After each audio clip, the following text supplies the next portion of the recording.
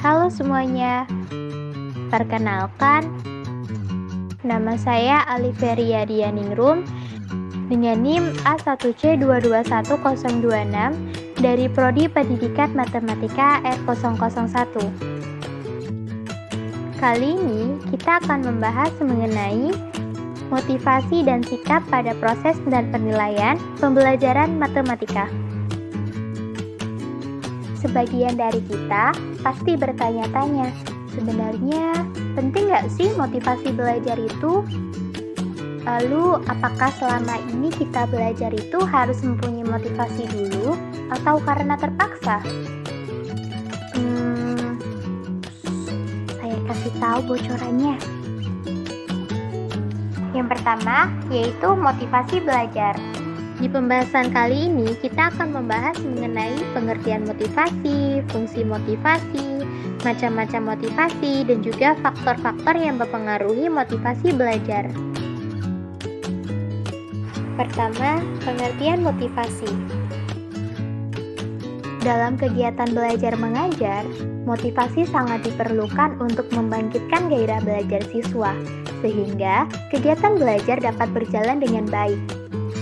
Nah, kemudian menurut Fillmore Stanford dalam buku Mangkunegara tahun 2017 halaman 93, dia mengatakan bahwa motivasi sebagai suatu kondisi di mana yang menggerakkan manusia ke arah suatu tujuan tertentu.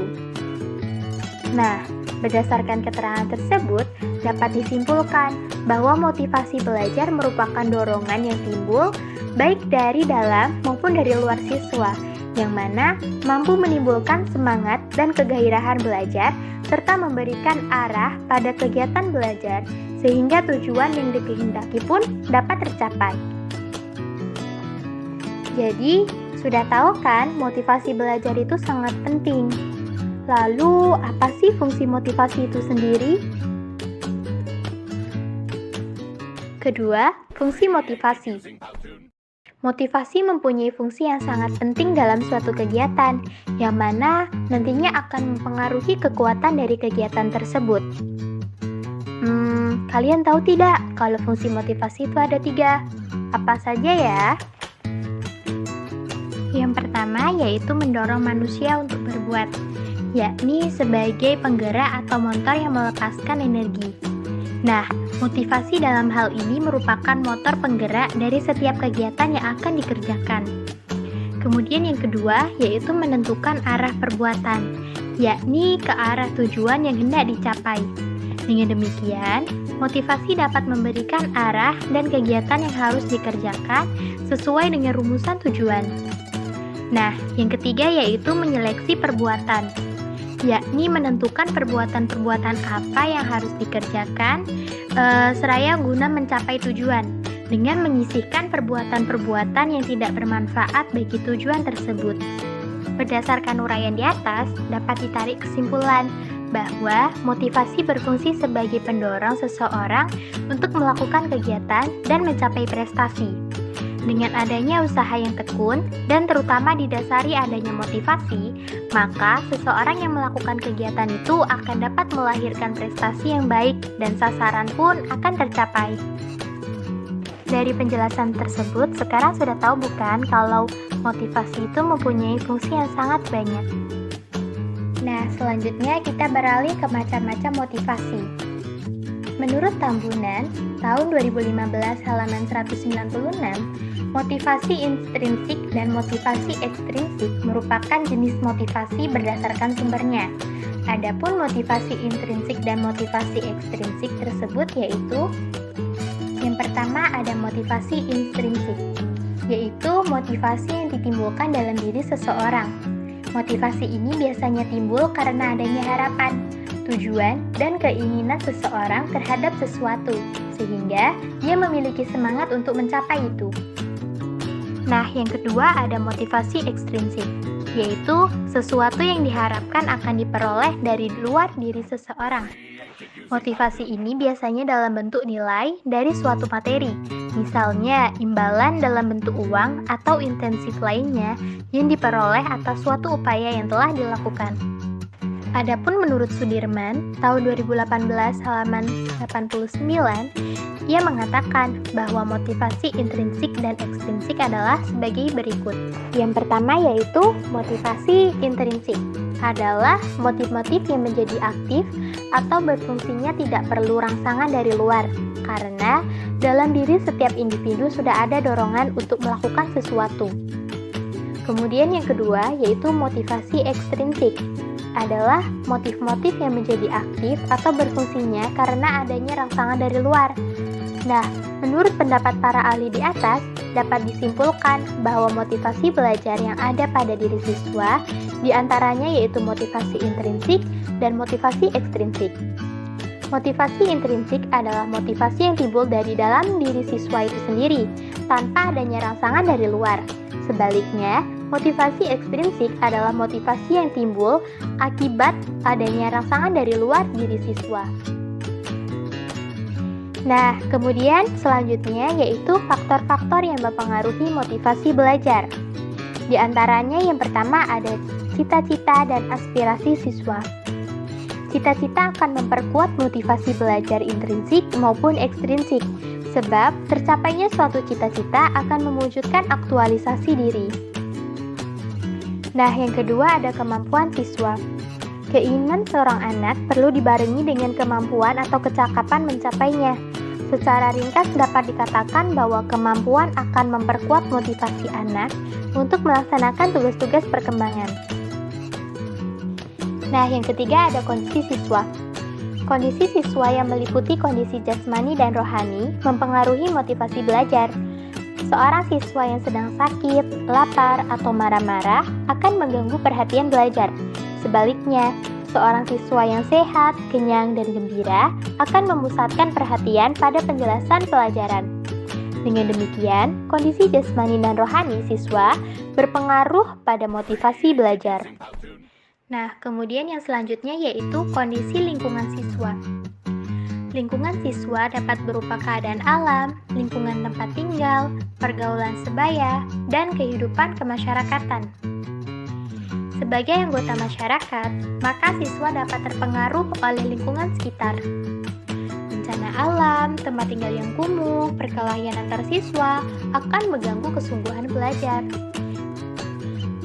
Selanjutnya, yaitu unsur-unsur dinamis dalam belajar dan pembelajaran. Lingkungan belajar dan pergaulan siswa mengalami perubahan. Lingkungan budaya siswa yang berubah televisi dan film semakin menjangkau siswa. Kesemua lingkungan tersebut mendinamiskan motivasi belajar. Guru profesional diharapkan mampu memanfaatkan sumber belajar di sekitar sekolah untuk memotivasi belajar siswa. Nah, untuk yang terakhir yaitu upaya guru membelajarkan siswa. Di sini artinya, upaya guru dalam mempersiapkan diri untuk membelajarkan siswa mulai dari penguasaan materi, cara menyampaikan materi, menarik perhatian siswa, dan mengevaluasi hasil belajar siswa.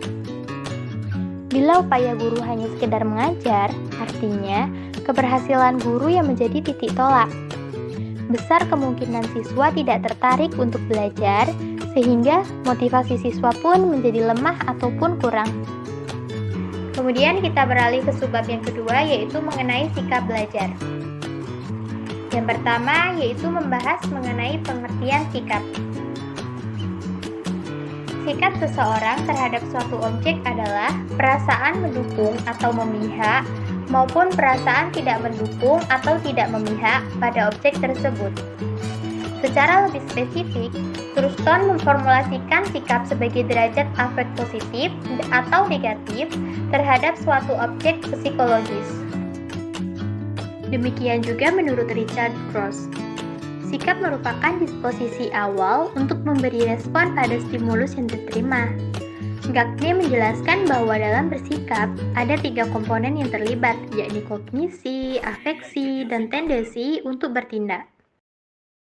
Dari beberapa pengertian sikap yang diajukan oleh tokoh-tokoh tersebut, dapat disimpulkan bahwa sikap merupakan kecenderungan seseorang untuk bereaksi terhadap stimulus yang menghendaki adanya respon. Sehingga, semakin banyaknya pengetahuan seseorang terhadap suatu stimulus tersebut, maka semakin besar pula seseorang tersebut memberikan respon terhadap stimulus yang ada. Nah, kemudian kita beralih ke ciri-ciri sikap. Sikap dikatakan sebagai faktor yang terdapat dalam diri manusia yang dapat mendorong atau menimbulkan perilaku tertentu. Nah, adapun beberapa ciri atau karakteristik sikap adalah sebagai berikut. Yang pertama, sikap tidak dibawa sejak lahir, artinya sikap dapat dipelajari. Kemudian, yang kedua, yaitu sikap selalu berhubungan dengan objek sikap. Kemudian, sikap dapat tertuju pada satu objek dan dapat pula pada sekumpulan objek. Setelah kita mengetahui pengertian dan juga ciri-ciri sikap, lalu apa sih fungsi dari sikap itu sendiri? Sikap-sikap yang telah terbentuk tersebut mempunyai berbagai fungsi, di antaranya yang pertama yaitu sikap berfungsi sebagai alat untuk menyesuaikan diri. Sikap dalam fungsi penyesuaian ini merupakan alat untuk mencapai tujuan yang diinginkan atau menghindari tujuan yang tidak diinginkan. Sikap adalah sesuatu yang communicable, artinya sesuatu yang mudah menjalar, sehingga mudah pula menjadi milik bersama. Karenanya, sikap bisa menjadi penghubung antara orang dengan kelompoknya atau satu kelompok dengan kelompok lain, sehingga tingkah laku itu dapat diramalkan terhadap objek tertentu. Nah, yang kedua yaitu sikap berfungsi sebagai pertahanan ego. Sikap mempertahankan ego ini diambil oleh individu untuk melindungi egonya terhadap impuls-impulsnya yang tidak dapat diterima dan juga terhadap pengetahuan tentang kekuatan-kekuatan yang mengancam dari luar, serta cara-cara yang dipakainya untuk mengurangi kecemasan yang ditimbulkan oleh berbagai macam persoalan. Keterhubungan motivasi dan sikap pada proses pembelajaran serta penilaiannya. Salah satu cara menumbuhkan motivasi belajar pada siswa adalah seorang guru harus mampu menghadirkan suasana belajar yang menarik dan juga membangkitkan semangat belajar siswa. Sebagai contoh, seperti siswa yang memiliki cita-cita sebagai guru. Motivasi belajar tampak pada keinginan siswa. Nah, untuk mencapai keinginan tersebut, maka dia akan menumbuhkan kemauan bergiat, bahkan di kemudian hari cita-cita dalam kehidupan. Dari segi emansipasi kemandirian, keinginan yang terpuaskan dapat memperbesar kemauan dan juga semangat belajar. Sedangkan dari segi pembelajaran, penguatan dengan hadiah atau juga hukuman akan dapat mengubah keinginan menjadi kemauan dan kemudian kemauan menjadi cita-cita. Sekian yang dapat saya sampaikan. Mohon maaf apabila ada kesalahan kata. Saya akhiri dengan wassalamualaikum warahmatullahi wabarakatuh.